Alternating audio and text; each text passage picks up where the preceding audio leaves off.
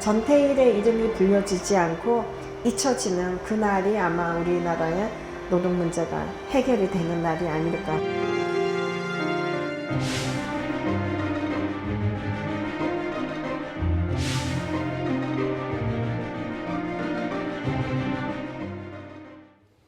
네, 50년 전 오늘 서울 청계천 평화시장 골목에서 청년 전태일이 자신의 몸에 불을 붙이고 근로기준법 준수를 외쳤습니다.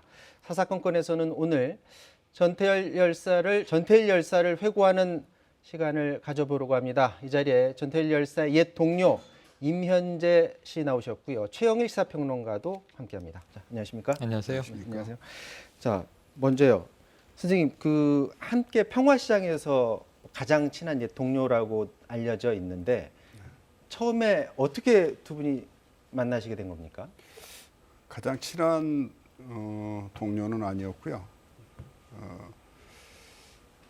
제가 67년인가 그 평화시장에 처음에 그 재단 보조로 취직을 해가지고 일을 한 1년 반쯤 하다가 네.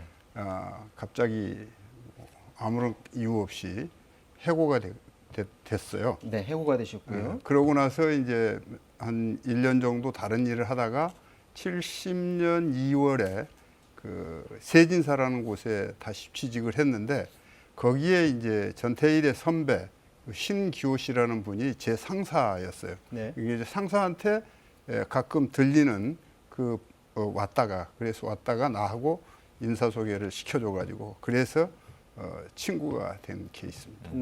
당시에 이제 전태일 열사 분신까지 이르게 된 과정, 그때 당시에 노동자들의 작업 환경이 워낙에 열악했기 때문에 그걸 개선하기 위해서 그랬던 거 아니었습니까? 네, 그때 맞습니다. 실제로 상황이 어땠습니까? 그러니까 이제 환경에서 보면은 네. 그 공장들이 이렇게 겹겹이 있는데 그러니까 바깥하고 벽이 이렇게 있다 있는 게 아니라 네. 옆에도 공장 또 여기도 공장 이쪽도 공장 이런 데가 많아가지고 우선 그 후황이 없어서 공기가 아주 나빴고요. 네. 두 번째 하나는 이제 그 백열등 하나 놓고 여러 사람이 일을 하니까 조명이 어두워서 눈이 침침하다. 그래 밖에 햇빛에 나오면 거의 눈을 뜰 수 없을 정도로 반사가 돼서 그랬던 고통을 호소했고 식사 시간을 제대로 맞춰서 먹지 않기 때문에 또 위장병을 호소하는 그 노동자들이 많았습니다. 자, 그래서 저희들이 당시 작업 환경이 어땠는지 영상을 한번 준비해봤습니다. 보도록 하겠습니다. 네, 초고속 성장을 기록했던 1960년대 대한민국의 산업화가 시작됐습니다. 수출 정진을 가로막고 있는 모든 애로를 과감하게 타개해 나가고 1971년도에 가서는 10억 불 이상의 수출 실적을 반드시 올릴 수 있다고 나는 믿는 것입니다. 하지만 눈부신 고성장의 이면에는 노동자의 현실은 참담했습니다. 아침 8시부터 밤 11시까지 재봉틀을 돌리던 평화시장 노동자들의 대부분 10대 소녀들이었다고 하고요. 환기도 되지 않는 좁은 방, 먼지 때문에 폐결핵과 위장병을 달고 살았던 소녀들의 일당은 단돈 100원도 안 됐습니다. 제가 그래서 당시 물가가 어느 정도인지 한번 봤더니 지금 그때 일당이 한 70원 정도 됐다고 지금 나오던데 네. 달걀 한 줄이 120원 정도 되더라고요. 그러니까 달걀 한 줄도 안 되는 일당으로 지금 나오던데요. 그러니까 굉장히 박봉에 시달리셨는데 거기에 더해서 이 질환도 많이 이제 겪었던 지금 선생님도 질환을 겪고 게 맞죠? 뭐 저는 당시에는 뭐 어디 아픈 데는 없었습니다. 전태일 열사는 당시 어땠습니까? 전태일 열사도 겉으로는 건강했었는데 어떤 특별한 병은 없었던 걸로 없었고요. 아는데 그래도 이제 남자들은 그럭저럭 잘 뭐 좀 건강한 편이어서 그런지 잘 견뎠고 네. 여성 노동자들인 경우는 이제 나이가 우선 어리고 네. 또 이제 여성이 가지고 있는 그 여러 가지 체질상 그런 문제들이 있는데 그게 전혀 고려되거나 보호되지 않았기 때문에 특히 여성 노동자들이 힘들어했죠. 그래서 이제 이런 것들을 이제 바꿔 나가자라는 목소리를 외치게 됐는데 근로기준법을 준수하라고 외쳤지 않습니까? 근데 근로기준법이 있다라는 걸 처음에 이제 어떤 과정으로 알게 된 거죠? 전태일이 저희 공장에 와서 인사소개를 하고 나서 네. 친구들 모임이 하나 있는데 그 모임을 정기적으로 좀 가졌으면 좋겠는데 네. 같이 함께 했으면 좋겠다. 이제 그래서 오후에 일 끝나고 그 동화시장 2층에 있는 다방에서 은하수 다방에서 만나자. 그래서 이제 거기를 갔더니 거기에 김영문이 하고는 이제 과거에 바보회를 같이 하다가 바보회. 바보회가 이제 좀 활동이 중단돼 있는 좀 그 침체돼 있는 그런 상태였었어요. 그래서 우리하고 이제 모여서 그 문제를 논의를 했는데 그래서 거기서 바보회가 하는 활동은 여기 근로기준법이 있는데 근로기준법에는 하루에 8시간만 노동해야 되고 8시간을 초과해서 노동할 때는 시간의 근무수당을 줘야 되고 일주일에 한 번은 쉬어야 되는데 네. 쉬지 않았을 때는 특별 근무수당을 받아야 되고 여성 노동자들은 한 달에 한 번 생리휴가를 줘야 하는데 전혀 주지 않고 더욱이 이제 일하다가 자기가 옮기려고 그러거나 또는 그 공장이 무슨 사정으로 해서 자기가 그만두면은 나머지 그 급료가 남아 있는데 그걸 전혀 받을 길이 없었어요. 네. 그래서 이제 그 어린 여공들이 가게에 이제 찾아갑니다. 그 다음에 이제 언제쯤 오라 그래서 이제 찾아가 가지고 달란 말을 잘 못하죠. 그리고 가게에 그 사람들은 장사를 하고 있으니까 더욱이 혹시 내가 장사에 방해나 되지 않나 하는 그런 그 이렇게 마음의 부담을 가지고 쭈삣쭈삣하고 서 있다가 그냥 오곤 합니다. 네. 그런 걸 우리는 너무 많이 봐왔기 때문에 그런 모순들을 지적하면서 이런 것들을 우리가 좀 해결을 해봤으면 좋겠다. 그래서 이제 거기서 근로기준법이라는 게 있다는 것을 저희들이 처음 알게 되는 거죠. 자, 그러면 그 분신 당일로 한번 돌아가 보도록 하겠습니다. 1970년 11월 13일입니다. 이날 방금 말씀하신 바보회, 이제 이름이 바뀌어서 이제 삼동회라고 이름이 바뀌었는데, 요날 사실 이제 시위를 준비를 하셨던 거예요. 네. 준비를 했는데 당시에 전태일 열사가 분신하리라고는 아무도 몰랐던 거죠. 네. 그때 당시에 분신하는 소식은 현장에는 안 계셨다고 들었는데 네. 나중에 들은 건가요? 네. 저는 이제 그때 그 우리 삼동 회원들이 낮에 이제 그 노동 실태 조사를 하면은 그걸 또 가지고 취합을 해서 네. 그 활동 결과를 서로 이제 공유하기 위해서 만남을 가졌죠. 네. 그래서 이제 그 은하수다방에서 대화를 마치고 밥을 먹으러 대학전상가 쪽으로 종로 쪽으로 건너가는데 그 청계천을 건너게 돼 있어가지고 네. 그걸 건너가면서 어떤 조금 그 불상사가 있었어요. 네. 사고가 있었죠. 네. 그래서 저는 그때부터서 그 시위 현장에도 참여를 못하게 됐고 네. 그래서 이제 나중에 친구들이 면회를 와가지고 얘기를 해서 그 충격적인 소식을 듣고 망연자실을 그 청천벽력 같은 그런 느낌을 받았었고요. 네. 그러고 나서 이제 그 친구들한테 얘기를 들으니까 몇 번 이제 저희가 있을 때도 몇 번 시위를 계획하고 실질적으로 시도를 했었는데 그때마다 경비원이나 경찰들이 이렇게 말려가지고 못 방해를 해가지고 못하고는 했었어요. 네. 그러다가 이제 그날은 11월 13일 날은 좀 세게 하자. 그리고 여기에서는 그 근로기준법 책이 있으나마나 하는 책이니까 이걸 화형식을 하자. 이제 이렇게 해서 석유통하고 네. 또 그 근로기준법 책하고 이걸 준비를 했던 거예요.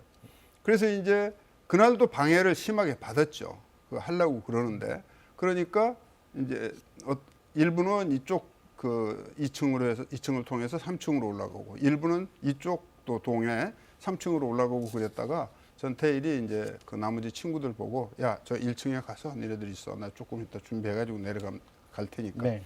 그래서 그렇게 내려올 줄 알았는데 거기 입구에서 자기 몸에다가 불을 지르고 나와서 쓰러진 거예요. 자, 그래서 이제 분신을 전태일 열사가 했습니다. 그 이후에 몇 달도 그렇고 그 이후 우리 노동계에 큰 변화가 있었는데요.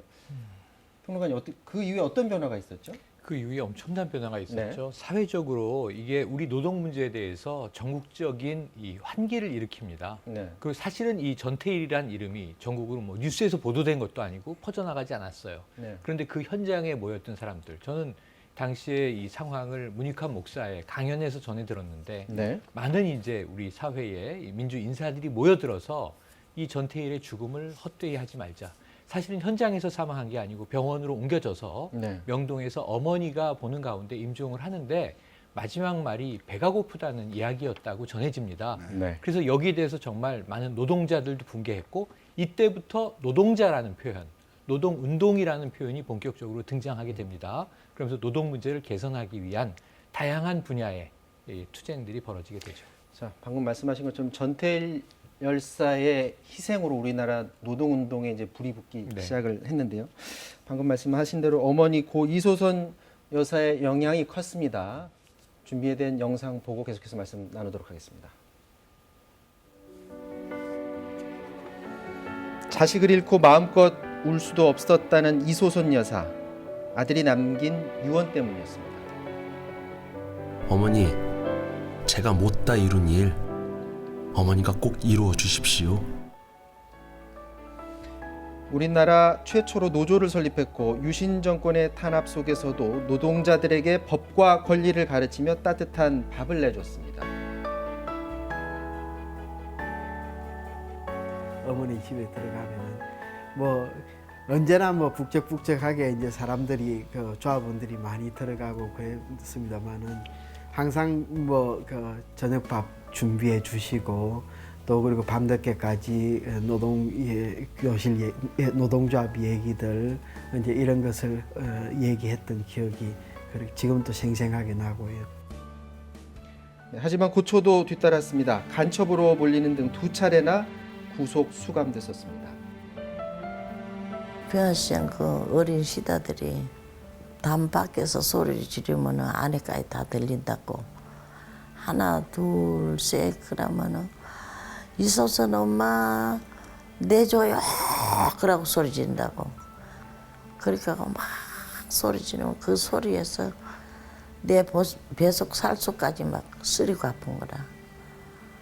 야 저거 철이 없는 16살짜리 뭐 15살짜리 와갖고 이소선 엄마 석방하라고 소리 지르는 데는 40여 년간 노동자들의 집회와 시위, 민주화 운동의 현장에 늘 함께했던 이소선 여사. 이제는 전태일만이 아닌 노동자의 어머니로 기억되고 있습니다.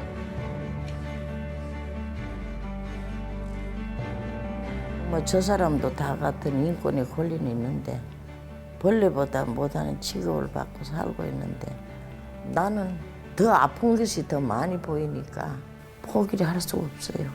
나는 이루어지지 않았기 때문에 포기할 수가 없어요. 자, 선생님, 여사님 어떤 분이셨습니까? 제가 어머니를 처음 뵙게 된 것은 이제 그 사무실에 처음 첫 출근해가지고 먼저 이제 친구들이랑 뭘 좀 하고 있는데 어머니께서 오셨어요. 근데 까만 치마에 그 한복 치마, 하얀 저고리를 입고 머리를 이렇게 쪽진 그 옛날 어머니들 그 모습으로 나오셨는데 아주 단아한 모습에 참 그 뭐라 그럴까 아주 고운 그런 그 모습을 갖고 계셨습니다. 그런 분이 어떻게 나중에 저렇게 투사가 됐는지 저희도 깜짝 놀랐죠. 나중에는 이제 실제로 그래서- 많은 도움을 받으셨고요.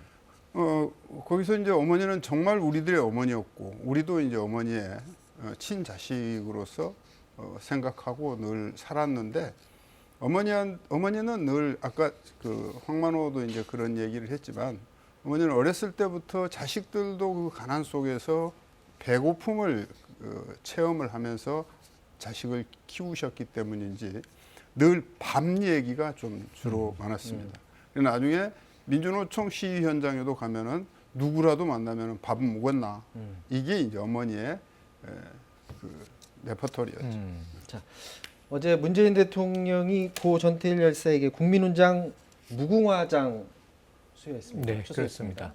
자, 지난 60 민주항쟁 기념일에는요. 지금 방금 나왔던 고 이소선 여사 네. 이 노동자들의 어머니에게 2등급 모란장이 추서가 됐고요. 네. 자, 어제는 오늘이 50주기 아니겠습니까? 네. 바로 이 전태일 열사에게 1등급 국민훈장 무궁화장이 추서가 됩니다. 이것은 노동계 인사, 노동운동가를 통틀어서 우리나라에서는 최초로 받게 된 훈장입니다.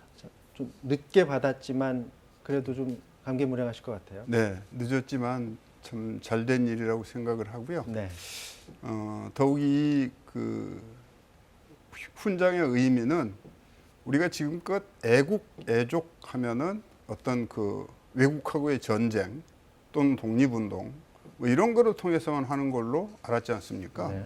그런데 우리가 노동 없이는 살 수 없는 거고 그 노동을 지금도 화두가 되고 있는 게 죽지 않고 노동하고 싶다 이런 그를 많이 하는데 그 노동을 하되 인권이 침해받지 않고 정당한 대가를 받으면서 할 수 있는 그런 노동의 가치가 실현되는 그래서 그 정말 노동의 유연성보다도 노동이 존중받는 사회가 될 수 있는 계기가 만들어졌다고 그렇게 생각합니다. 자, 전태일 열사 50주기인데 지금 이 시점에 사진 한 장이 국민적으로 큰 관심을 받고 있습니다. 뭐냐면 현대자동차 전북 전주공장 비정규직들이 올린 사진인데 한번 보도록 하시겠습니다. 이게 보면 사진을 보면 검은 분진을 좀 얼굴에 뒤집어 쓴 그런 모습인데 네. 마스크를 썼는데도 저렇게 코 밑으로 저렇게 싹하네요. 맞습니다. 그러니까 저희 분진 마스크를 반드시 써야만 호흡을 할 수 있는 그러한 이제 작업 공간입니다. 네. 현대자동차에 저기 이제 설비를 보수하는 유지 보수하는 업무를 맡고 있는 하청 노동자들이에요. 근데 지금 분진 마스크 안쪽을 보고 계신데 분진이 다 안으로 스며들어서 까맣게 돼 있어요. 지금 노동자 측에서는 과거에는 이 수입 이 마스크를 줘서 그때는 그나마 버텼는데 마스크가 교체됐다. 이게 1,400원짜리에서 1,200원짜리로 교체되고는 지금 분진이 막 들어온다라는 하소연을 하고 있고 숨쉬기가 어렵다는 거예요. 사측은 뭐라는 거예요? 사측에서는 같은 규격품이고 허가를 받은 제품이라 성능에는 큰 차이가 없다. 어떤 문제가 있는 것인지 확인해 보도록 하겠다. 이 사측의 입장입니다. 자, 이면재 선생님, 저 마지막으로 하나만 여쭤볼게요. 지금 사진 보셨는데 네. 전태일 열사가 떠난 다음에 뭐 많은 것들이 변했습니다. 그럼에도 바뀌지 않고 있는 이런 현실의 단면이라고 할까요? 좀 어떻게 보십니까? 그게 이제 저런 문제도 그러고 또 이제 노동의 그 특고 노동 형태, 노동 형태를 바꿔가지고 특수고용. 네, 특수고용. 네. 그래서 저도 지금 사실은 이제 보험 일을 하고 있는데 네. 특수고용 형태죠. 저도 그렇죠. 대리점 이렇게 주로서 근로기준법을 지키지 않아도 된다는 그런 제도로 악용하고 있는 그런 실정이고요. 네. 그래서 너무 그 노동자를 제대로 보호해야 그 기업의 가치가 기업의 이익이 창출될 수 있다는 제도를 만들어야 되지 않을까 그렇게 생각을 합니다. 네. 지금 청년 전태일이 꿈꿨던 세상 많이 바뀌었습니다. 바뀌었는데도 불구하고 아직도 바꿔야 될 것들이 많은 그런 숙제도 여전한 것 같습니다. 자, 여기까지 해야 될 것 같습니다. 이면재 선생님은 여기서 보내드려야 될 것 같습니다. 고맙습니다. 고맙습니다.